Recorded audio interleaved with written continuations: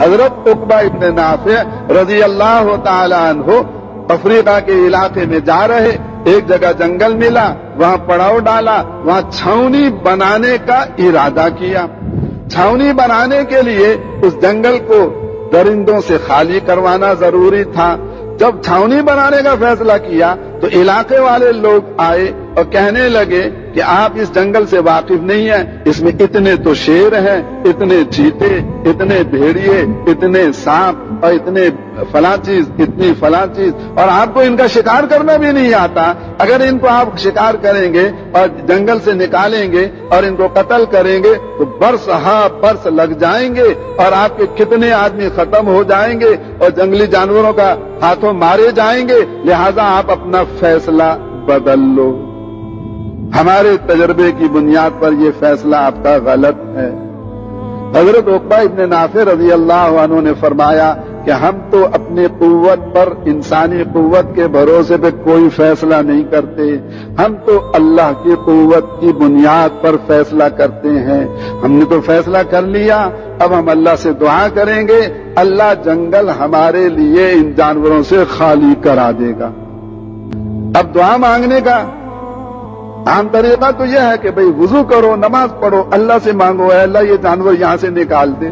لیکن حضرت عقبہ ابن نافع رضی اللہ تعالی عنہ نے نیا طریقہ دعا کا اختیار کیا۔ جنگل میں چلے گئے اور سب سے اونچی جگہ جو درخت تھی اس پہ چڑھ گئے اور زور سے آواز لگائی، اے جنگل کے رہنے والے جنگلی جانوروں، ہم اللہ کے بندے ہیں اور محمد صلی اللہ علیہ وسلم کے امتی ہیں اور آپ کے دین کو پھیلانے کے لیے آئے ہیں، ہم اللہ کے راستے میں نکلے ہوئے ہیں، ہمیں اس جنگل کی ضرورت ہے، تو ہم تمہیں 3 دن کی مہلت دیتے ہیں۔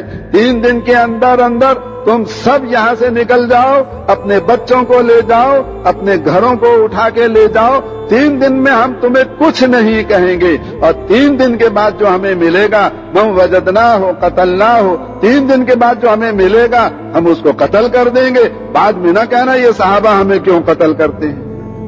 اب یہ اصل درخواست تھی اللہ کے دربار میں، اے اللہ تو ایسا کر دے، ان کو نکال دے۔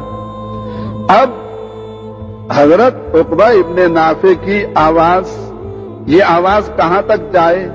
اللہ تو ہر جگہ پہنچا سکتے ہیں نا آواز کو، تو آواز اللہ تعالیٰ نے تمام جانوروں کے کان تک پہنچا دی۔ پھر جانور انسانوں کی زبان نہیں سمجھتے، لیکن جانوروں کی سمجھ کس کے قبضے میں؟ اللہ کے قبضے میں۔ اللہ نے سب کو، سارے جانوروں کو سمجھا دیا کہ 3 دن کے اندر اندر اس کو خالی کرنا ہے۔ سمجھ بھی گئے، آواز پہنچ بھی گئی، آواز کا مطلب سمجھ بھی گئے۔ پھر اللہ تعالیٰ نے ان سب کے دلوں میں ڈالا کہ انسانوں کی اس بات کو ماننا ہے، کیونکہ یہ اللہ کے رستے کے نکلے ہوئے مہمان ہیں۔ بس اب شیر بھی اپنے بچے لے کے جا رہا ہے، بھیڑیا بھی جا رہا ہے، چیتا بھی جا رہا ہے، اور لومڑی بھی جا رہی ہے، جتنے سانپ ہیں وہ بھی جا رہے ہیں، بچھو بھی جا رہے ہیں۔ سارے جنگلی جانوروں نے 3 دن کے اندر اندر جنگل خالی کر دیا، ایک بھی جانور باقی نہیں بچا۔ اور ہمارا کیا ہوتا ہے؟ بھائی ہر گھر میں چوہے ہوتے ہیں کہ نہیں ہوتے؟ ساری عمر لڑائی رہتی ہے چوہوں سے، کبھی گولیاں، چوہا مار گولیاں لے کر آتے ہیں، کبھی پنجرا بناتے ہیں، کبھی وہ کھڑکی لگاتے ہیں، آپ لوگ کیا کہتے ہیں اس کو، وہ تو ایک دم بولتی ہے، چوہا پھنس جاتا ہے اس کے بیچ میں، کبھی کیا لگاتے ہیں، کبھی کیا کرتے ہیں۔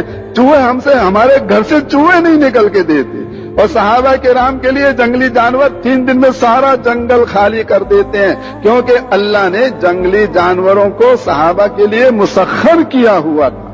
ان کی انفرادی ضرورتیں بھی دعا سے پوری ہوتی تھی، ان کی اجتماعی ضرورتیں بھی دعا سے پوری ہوتی تھی۔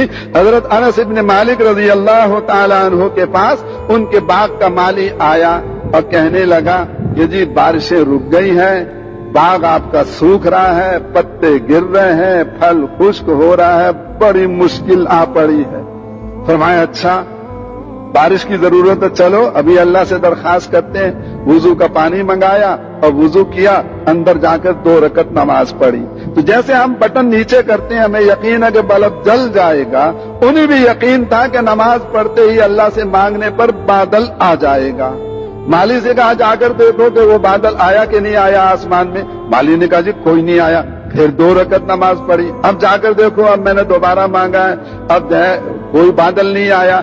तीसरी मर्तबा फिर नमाज पढ़ी, दुआ मांगी। अब जाकर देखो, अब माली ने आकर कहा कि जी थोड़ा सा परिंदे के पर के बराबर बादल आ गया है। कहने का भाई ऐसा ऐसा बढ़ता जाएगा, नमाज पढ़ते रहे, मांगते रहे नमाज, यहां तक कि बादल आ गया, बरसना शुरू हो गया, बारिश हो गई, जल थल, हर जगह पानी ही पानी। लेकिन बाग का माली कहता है एक अजीब बात मैंने देखी कि मैं घोड़े पे बैठा, देखूं बारिश कहां कहां हुई है, तो जहां तक हजरत अनस की जमीन थी बारिश भी वहीं तक थी, और जहां जमीन खत्म वहां बारिश भी खत्म। तो इनफिरादी मसाइल भी दुआ से हल होते थे, क्योंकि सहाबा किराम इबादत में भी नंबर 1 थे, और अल्लाह की खिलाफत में भी नंबर 1 थे, अल्लाह की दावत में भी नंबर 1 थे। और मेरे भाइयों और दोस्तों और बुजुर्गों, आज मुसलमानों ने अल्लाह की इबादत को छोड़ दिया। 1.25 करोड़ का शहर है, कितने होंगे नमाजी भाई? 5%, 10% कितने होंगे? नमाजी ज्यादा है, बेनमाज ज्यादा है? ये बेनमाज 60%, 70%, 80%, 10-15% होंगे जो नमाज पढ़ने वाले। कोई मस्जिद कराची में ऐसी, एक मुफ्ती साहब कराची की तशरीफ लाए थे और बातें होती रही। मैंने कहा जी कोई कराची में ऐसी मस्जिद भी है जहां 100% महल्ला नमाजी हो? जी भाई ऐसी मस्जिद तो कोई भी नहीं कराची में। तो मैंने कहा जब ज्यादा तादाद बेनमाजियों की और थोड़ी तादाद नमाज वालों की, तो बेनमाजियों की नहूसत तो ज्यादा हुई, सारे महल्ले नहूसत वाले हो गए। और आज मुसलमानों ने इबादत को जैसे छोड़ा, अल्लाह से लेने वाले रही नहीं, तो नतीजा क्या निकला? अल्लाह की खिलाफत को भी छोड़ दिया। आज मुसलमान सांप और बिच्छू बने हुए, भेड़िया और चीता बने हुए, हर एक दूसरे को खाने को दौड़ता है, हर एक दूसरे पे हमलावर होता है, दूसरे की मजबूरी से नाजायज फायदे उठाते हैं, और एक दूसरे का माल लूटते हैं, और एक दूसरे की इज्जतें गिराते हैं। आज दोज़ख वाला माहौल है, जन्नत वाला माहौल नहीं है। आज मुसलमानों ने अल्लाह की दावत को भी छोड़ दिया, अल्लाह की दावत को भी छोड़ दिया। दावत में भी सिफर हो गए, और इबादत में भी सिफर हो गए, और खिलाफत खुदावंदी में भी सिफर हो गए। इन 3 मकसदों के लिए अल्लाह ने इस उम्मत को बनाया था।